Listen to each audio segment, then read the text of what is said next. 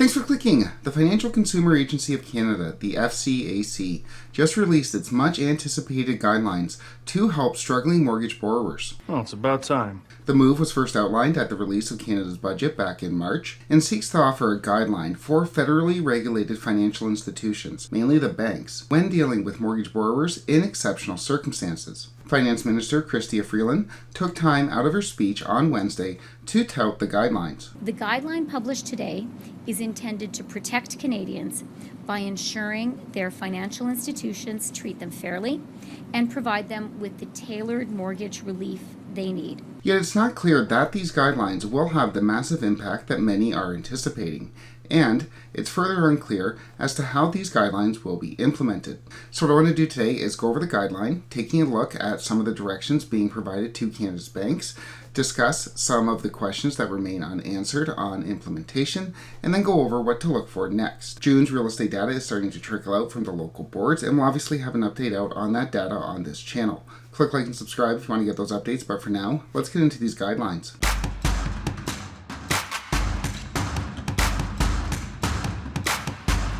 Onto the guideline. The guideline begins by saying that the FCAC expects FRFIs, the banks, to contribute to the protection of consumers at risk of mortgage default. And by at-risk consumers, the guideline provides some much-anticipated clarification, noting that at-risk persons are those with an existing residential mortgage loan on their principal residence who are experiencing severe financial stress as a result of exceptional circumstances and are at risk of mortgage default. So these guidelines only apply to principal residences. I think there was a real worry when these guidelines were proposed back in March of this year that the government was going to be bailing out those who bought multiple properties during the real estate boom in 2020 and 2021.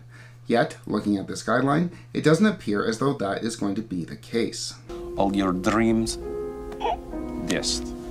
With that said, the FCAC isn't differentiating between different types of mortgages, noting that it expects banks to help those with variable rate mortgages with fixed payments, those with adjustable payments, and those with fixed rate mortgages who are coming up for renewal. So, the FCAC is instructing banks to help those at risk of mortgage default, regardless of the mortgage type, but the home does have to be their principal residence. Which begs the question, what is that help? What is the FCAC instructing the banks to do? The guideline says that once the banks determine that a borrower is at risk of default, they are to provide relief that is temporary in nature, including waiving prepayment penalties when the customer is making a lump sum payment to avoid negative amortization, or when the customer is selling their home. And this is a big one, bigger than some might think. The waiving of penalties for consumers under financial stress. I've seen this firsthand. Say the borrower owes $500,000 on their mortgage and their home is worth $500,000. No problem, right? Well, not really. Once that buyer sells their home for $500K, the realtor takes their 3%. Yes!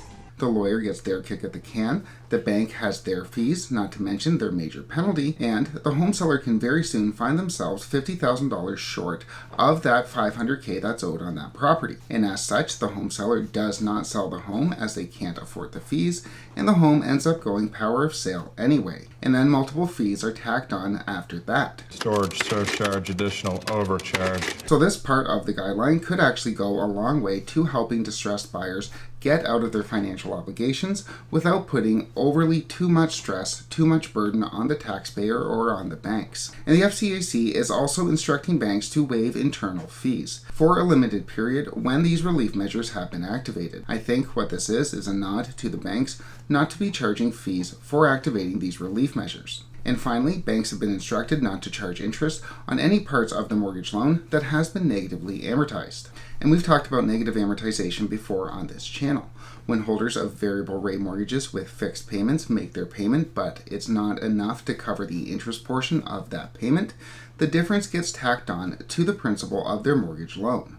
And what the FCAC is saying is that banks can't charge interest on that difference. They can't charge interest on that interest that's been tacked on to that mortgage loan. So, I guess the realtors are right. 0% is back. Further, the FCAC expects that the banks do not negatively impact consumers' credit scores for accessing these relief measures.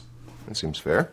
So we have the FCAC instructing the banks, instructing the financial institutions not to charge major fees, to reduce fees where appropriate, and not to impact borrowers' credit scores if they have to access these relief measures. But then there is a whole section devoted to mortgage extensions, probably the most controversial part of these guidelines, and not mentioned at all by our finance minister. Specific mortgage relief measures could include waiving prepayment penalties, not charging interest on interest, waiving internal fees and costs such as mortgage renewal fees and internal costs associated with late payments. The guideline published today. We've talked before on this channel about the banks granting mortgage extensions for those holders of variable rate mortgages with fixed payments and mortgage extensions heading upwards of 60, 70, 80, even 90 years. And the FCAC is instructing the banks to provide mortgage extensions, increases in amortization for holders of all types of mortgages, though they are saying that the extension should be for the shortest amount of time possible. Further, any extensions that are granted should include a plan for getting that amortization back to its original point as soon as possible. So the guideline says that the banks, the financial institutions, should be providing these extensions not only for holders of variable rate mortgages with fixed payments, but also for those coming up for renewal at higher interest rates. But there must be a plan in place to get the amortization back to its original time frame. Crunch. The plan must be reasonable, must include options to get the amortization back to its original, and by this I think they mean increased payments or increased lump sum payments, and the plan must communicate the potential long-term negative financial consequences of an extended amortization to the consumer. So the consumer has to be aware that they are going to be paying much, much more interest over the life of their loan by extending their amortization. So the FCAC is telling the banks, telling the financial institutions that they should be extending amortizations, but only to a term that is reasonable. Which begs the question of this purposely vague wording: how long is reasonable?